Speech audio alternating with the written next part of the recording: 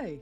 Welcome back to my channel! Today, we'll be discussing Room to Room by Lee Aru. Now before I get into the video like I usually do, I do want to mention that I have had a cold for the past week, and so I might still sound a little nasally. I apologize, but I didn't want to push off the videos if I didn't have to. So yeah, forgive me please. With that being said, let's move on.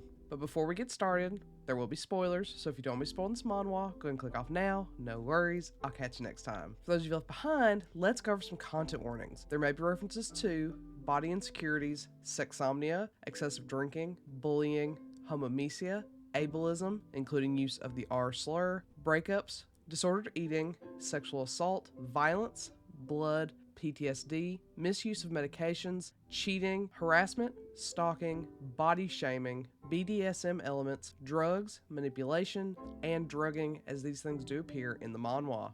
But if that's all good with you, let's go and get started.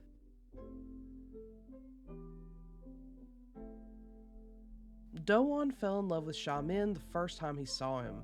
But Sha-min is straight, and Do-won is happy to simply live within his orbit as a friend. Unfortunately, this comfortable distance is strained when Do-won, while looking for a new roommate, is overheard by Sha-min. As it turns out, Sha-min wants to move closer to campus, but isn't allowed to live alone due to his parents' worries. Hoping Sha-min's parents will say no, Do-won gives Sha-min all the details. Unfortunately for Do-won, Sha-min's parents were all too happy to approve the move, and now Do-won faces his crush day in and day out. Everything is going well, but Do-won suffers as he sees and hears Sha-min talking to and about his girlfriend. He's happy that Sha-min is happy, but Do-won's heart aches all the same. Then the day comes when Sha-min's girlfriend breaks up with him. Depressed and hurt, Sha-min is all too happy to run into Do-won's arms for comfort, and Do-won is happy to comfort him. But when Sha-min starts coming to Do-won's bedroom at night, asking to have sex, that distance Do-won so carefully puts between him and his crush falls away.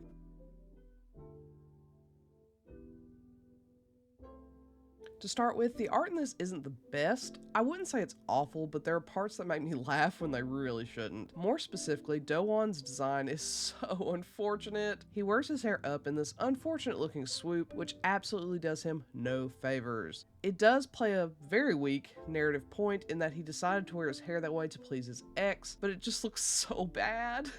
From behind, he often looks like a walking Q-tip. Hilarious, but not the best. Sha-min is pretty cute, but his head sometimes seems too big for his body. It's just not the best art style. It does get better over time, especially when Do-won starts wearing his hair down, but it's not super gorgeous or anything. Something I was super impressed by though, is that this is actually a spin-off.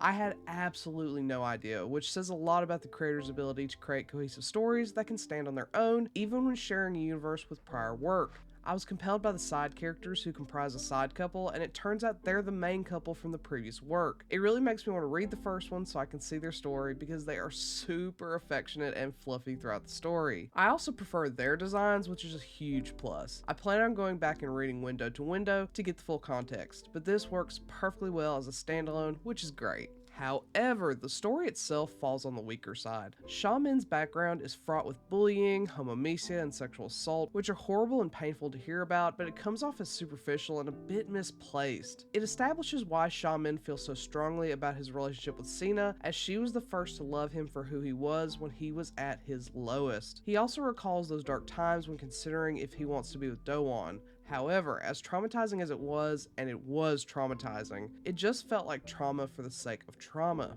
Same with Do-won's past and his issues with relationships. Everyone is evil for the sake of being evil, which happens, but I just don't care for that kind of setup. I wish more time had been spent on their backgrounds rather than limited to these short blips of time. The flashbacks just feel so disjointed from the main story, and connecting with them is hard as a result. Something I did enjoy is the sexomnia. I've heard of this before in one of those procedural crime shows, and in that case the victim was the person assaulted by the person with sexomnia. It was horrific and scary for the person who was assaulted, while it didn't seem all that big of a deal to the person with sexomnia. I was expecting something similar here, but it actually flip-flopped, which was refreshing. Do-won assumes that Sha-min is coming on to him because he needs comfort and just goes for it. When it's revealed to Sha-min that he has sexomnia, he's horrified both for himself and for Do-won. It would be so traumatizing to realize you were having sex subconsciously and essentially assaulting someone without realizing it. and in that way, I think this was way more realistic. It's this weird space of feeling raped while also being a possible rapist that I couldn't imagine coming to terms with.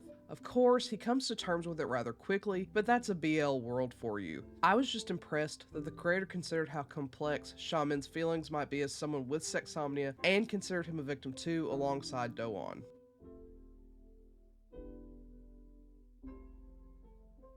With all that being said, this was alright. I wouldn't say it's good and I wouldn't say it's bad. It has loads of smut, which is really fun, and the sexsomnia aspect of it is very unique. I'm surprised I haven't read more manhwa with this concept. However, the art and story aren't the best, and even the large amount of smut can't compensate for that. It's as equally fluffy as it is dark, so if you're looking for some balance on that front, this might be worth a go. Regardless, I'm planning on giving the original work a try. So, have you read Room to Room?